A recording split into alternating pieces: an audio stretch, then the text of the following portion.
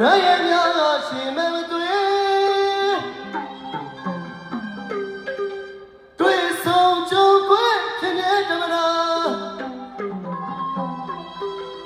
လောကကြီးရဲ့သဘာဝကံမကုန်လို့ပြန်ဆုံရရင်ခေါ်ပါပြောပါနှုတ်ဆက်ပါ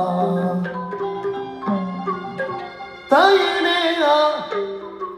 ဆိုင်ရင်တွေကစိတ်ရင်စီဒနာ